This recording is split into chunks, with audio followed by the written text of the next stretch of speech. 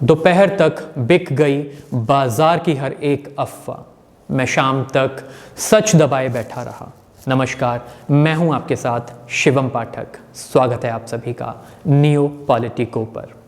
तारीख थी 1 जनवरी, जब एक अनजान नाम से बुल्लीबाई ऐप मामले को लेकर मुंबई स्थित एक थाने में FIR दर्ज कराई गई। हालांकि इस मामले को लेकर दिल्ली पुलिस के अंतर्गत पहले ही FIR कराई जा चुकी थी, परंतु मुंबई पुलिस ने इस पर तेजी से संज्ञान लेते हुए मुस्लिम महिलाओं के खिलाफ नफरत फैलाने के आरोप में 3 छात्रों को हिरासत में ले लिया, जो कि मामले की गंभीरता को देखते हुए सराहनीय कदम था, क्योंकि मुंबई पुलिस के एक वरिष्ठ अधिकारी द्वारा अन्य राज्यों की पुलिस को गंभीरता जाहिर करते हुए मामले में दखल न देने की हिदायत दी गई। तब श्वेता सिंह नाम की 18 वर्षीय छात्रा को इस सनसनीखेज मामले के लिए मुंबई पुलिस द्वारा मास्टरमाइंड होने का अंदेशा लगाया गया। जब श्वेता के विषय में उत्तराखंड पुलिस के वरिष्ठ अधिकारी द्वारा कहा गया कि ये श्वेता एक गरीब परिवार से आती है और हो सकता है कि इसने ऐसा पैसों के लिए किया हो, इसी बात को तूल देते हुए कई एक मीडिया जगत के एजेंडा प्रचारक कॉपी पेस्ट पत्रकारों द्वारा इसको मिर्च मसाला लगाकर परोसा भी गया, तो वहीं दूसरी ओर ट्विटर पर अपना जाति आधारित स्टार्टअप खोले कई सम्माननीय जाति विशेषज्ञों द्वारा अपने फॉलोअर्स को प्रसन्न करने के लिए इसे धर्म के साथ साथ जाति आधारित मुद्दा बनाया जाने लगा, जिसका एक विशेष मीडिया जगत ने यह कहकर खूब प्रचार प्रसार किया कि अभी तो एक धर्म विशेष की महिलाओं को बेचा जा रहा है, परंतु आगे ये दलितों की नीलामी करेंगे, क्योंकि तब तक हमारे एजेंडा एजेंट्स विशाल के पीछे लगे झा,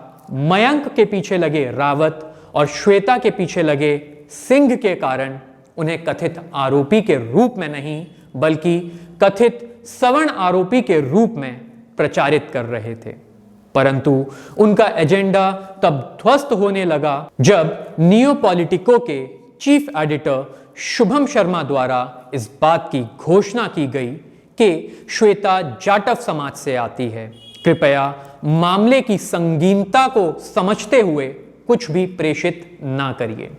जिसके बाद हमें गरियाते हुए इसे प्रूफ करने को कहा गया और इसके बाद हमारी टीम इस मामले की खोजबीन में जुट गई और हम हर संभव दृष्टिकोण को टटोलने लगे। सबसे पहले हमने ओसिंट का उपयोग करते हुए पहला ट्वीट खोजने की कोशिश की, जो ट्विटर पर किया गया था। हमारी टीम ने पता लगाया कि पहला ट्वीट @sage0x11 अकाउंट से किया गया था, जिसे अब ट्विटर ने सस्पेंड कर दिया है। इसके साथ साथ हमें यह भी पता लगा कि @jatKhalsa7, @bullibai_, @copyingmeme और @wannabesigmaf खातों का भी ऐप को कहीं ना कहीं बढ़ावा देने के लिए उपयोग किया गया था। इसके बाद नियो पॉलिटिको की टीम ने अपनी खोजी स्किल्स तथा नेटवर्क का उपयोग करते हुए बुल्लीबाई केस को और बारीकी से खंगालने की शुरुआत की। तभी एक @giu44 नाम के अकाउंट से ट्वीट हुआ, जिसमें स्वयं को दोषी बताते हुए अन्य 3 कथित आरोपियों को निर्दोष बताया और उन्हें छोड़ने की विनती भी की। हमारी टीम ने ट्विटर के माध्यम से इस अकाउंट से संपर्क करने का प्रयत्न किया, जिसका जवाब हमें लगभग 4 घंटे के बाद मिला। तब इस व्यक्ति ने अपनी पहचान उजागर ना करने के आश्वासन पर हमसे बात करना मंजूर किया। नीरज बिश्नोई, जो एक गुमनाम ट्विटर अकाउंट का इस्तेमाल कर रहा था, उसने बुल्लीबाई मामले को लेकर शुभम को बताया कि वो खुद बुल्लीबाई ऐप का डेवलपर है जो नेपाल में स्थित है। नीरज बिश्नोई, जो पूरे साक्षात्कार में गुमनाम रहना चाहता था, ने बताया कि उसने नवंबर 2021 में ऐप बनाया था। उसने अपनी विश्वसनीयता को उजागर करने के लिए हमारे साथ स्रोत कोड, गिटहब खाते के लिए उपयोग किए गए ईमेल, पासवर्ड और सुरक्षा टोकन को भी साझा किया।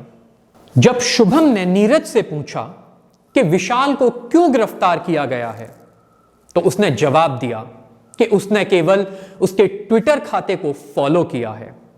कथित आरोपी नीरज के अनुसार विशाल झा, जो कि एक सिविल इंजीनियरिंग का छात्र है, उसने कृषि कानूनों का विरोध कर रहे लोगों को ट्रोल करने तथा मनोरंजन के लिए अपना नाम बदलकर सिख कर लिया। उन्होंने कोई नीलामी नहीं की, लाइक नहीं किया, रीट्वीट नहीं किया और ट्वीट भी नहीं किया। बिश्नोई के अनुसार विशाल का खाता निजी था और नीरज के खाते को फॉलो करने के लिए उन्हें गिरफ्तार किया गया। जब शुभम ने और स्पष्टता और प्रमाण मांगा तो नीरज ने खाता विवरण साझा किया जो उसने बनाया था तथा उस खाते के फॉलोअर्स की सूची भी साझा की। नीरज ने बताया कि @sage0x11, जिसे अब ट्विटर ने सस्पेंड कर दिया है, उसी का अकाउंट था और इसी अकाउंट से उसने बुल्ली बाई ऐप के बारे में ट्वीट किया। नीरज ने अन्य वैकल्पिक खाते जैसे @JatKhalsa7, @bullybai_,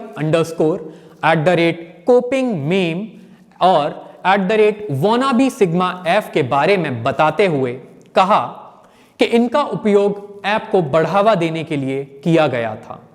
इनमें से एक अकाउंट @bullyby_ को क्राइम ब्रांच ने ट्रेस किया था, जिसके सिर्फ 6 या 7 फॉलोअर्स थे। वे followers JatKhalsa7, @sage0x11, @copingmeme, @hammachanisioki थे। इसमें आखिरी वाला विशाल का निजी खाता था जो स्वयं को सिख के रूप में दिखा रहा था। नीरज ने दोहराया कि विशाल ने ट्वीट भी नहीं किया, उसने कुछ नहीं किया। नीरज ने कहा विशाल ने मस्ती के लिए अपने बायो को कुछ खालिस्तानी अकाउंट में बदल लिया था। विशाल झा पर बोलते हुए नीरज ने शुभम से कहा कि पैसा वाला अर्थात @अमीर लड़का नाम के एक ट्विटर अकाउंट से विशाल के साथ कुछ निजी झगड़े थे। उन्होंने विशाल को उस खाते के फॉलोअर्स में से एक के रूप में देखा होगा और सोचा होगा कि वह ऐप निर्माण के पीछे है और नीरज के अनुसार इसी @अमीर लड़का नाम के अकाउंट ने पुलिस को सूचित किया। यह पूछने पर कि उन्होंने उन महिलाओं को क्यों निशाना बनाया, उसने बताया कि यह ट्रोल टाइप वेब पेज था जहां सबसे अधिक निशाने पर पत्रकार थे जिन्होंने राम मंदिर के खिलाफ दुष्प्रचारक लेख लिखे थे। नीरज ने हमें उन 102 ट्विटर खातों की सूची भी भेजी जिनके प्रोफाइल का वह उपयोग करना चाहता था। नीरज ने कथित ऐप की डिटेल्स के बारे में बताते हुए कहा कि वह न्यू ईयर पर ट्विटर छोड़ने वाला था, लेकिन ट्विटर छोड़ने से पहले वह उन पत्रकारों को ट्रोल करना चाहता था जिन्होंने राम मंदिर निर्माण पर निशाना साधा था। उसने आगे हमें बताते हुए कहा कि गिटहब पर vedxdd@protonmail.com ईमेल आईडी का उपयोग करके यह ऐप बनाया गया था। स्वयं की पहचान को और स्पष्ट करने के लिए नीरज ने अकाउंट का पासवर्ड भी शेयर किया। उधर और बताते हुए नीरज ने कहा कि कुछ दक्षिणपंथी हैंडलों द्वारा इस जानकारी को वामपंथी हैंडल तक पहुंचाने के बाद यह खबर वायरल हो गई, जिसके बाद भारतीय कंप्यूटर रिस्पांस टीम ने गिटहब से डेवलपर की डिटेल मांगी। जानकारी बाद में गिटहब द्वारा डेवलपर को दी गई, क्योंकि गिटहब की नीतियों के अनुसार वे अपने उपयोगकर्ता को सरकार द्वारा किए गए अनुरोधों के बारे में सूचित करते हैं। नीरज ने उस मेल की कॉपी नियोपॉलिटिको से भी शेयर की। आगे यह पूछने पर कि श्वेता को क्यों हिरासत में लिया गया, नीरज ने कहा कि उन्हें भी राइट विंग हैंडल से फंसाया गया था।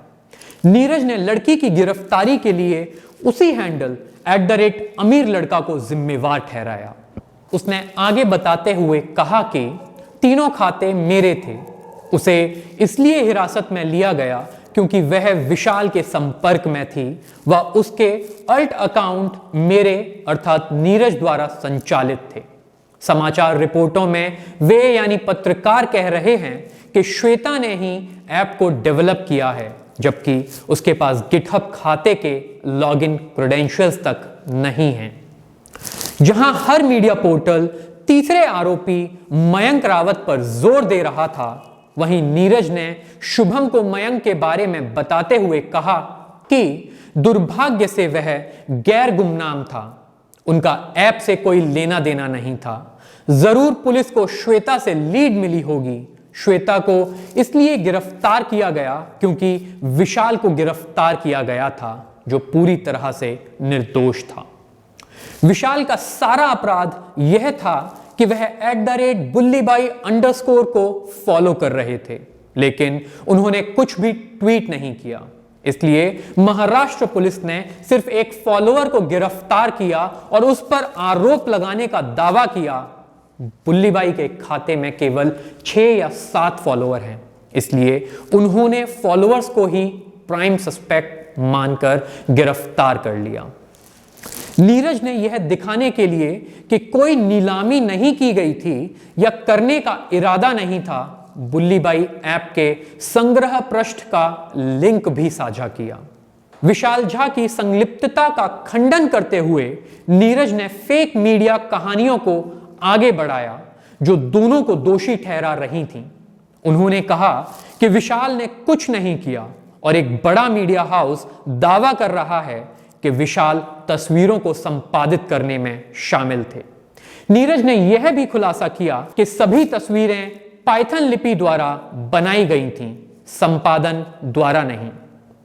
शुभम शर्मा से बात करने के बाद नीरज को स्पेशल सेल दिल्ली पुलिस की intelligence fusion and strategic operation unit ने गिटहब पर बुल्लीबाई ऐप के मुख्य साजिशकर्ता और निर्माता के रूप में जोरहाट असम में उसके आवास से गिरफ्तार कर लिया, जिसकी पहचान नीरज बिश्नोई के रूप में हुई। हमारे साथ कथित मुख्य आरोपी के इस इंटरव्यू की जानकारी दिल्ली पुलिस द्वारा अपनी प्रेस कॉन्फ्रेंस में भी साझा की गई, जिसके कारण हमारी इस पड़ताल की सत्यता को और बल मिला। इसके बाद हमने अपने एक सोर्स के माध्यम से महाराष्ट्र पुलिस के अंतर्गत की गई एफआईआर कॉपी निकलवाई और पाया कि ट्विटर के जिन 6 हैंडल्स का जिक्र मुख्य आरोपी नीरज बिश्नोई द्वारा किया गया था, वे सभी खाते मुख्य शिकायतकर्ता द्वारा एफआईआर कॉपी में भी दाखिल कराए गए।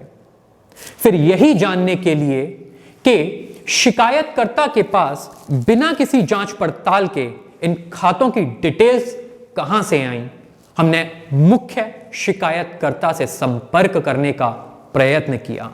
संपर्क हुआ भी, पर उन्होंने कुछ भी बताए बिना फोन काट दिया। महाराष्ट्र पुलिस के अनुसार फिलहाल मामले की पड़ताल जारी है, तो वहीं दिल्ली पुलिस आश्वस्त है कि मुख्य आरोपी उनकी पकड़ में है। यह थी बुल्लीबाई केस पर मिर्च मसाले के बगैर पर पुख्ता सबूतों के साथ हमारी रिपोर्ट, जिसे आप देख रहे थे नियो पॉलिटिको के YouTube चैनल पर।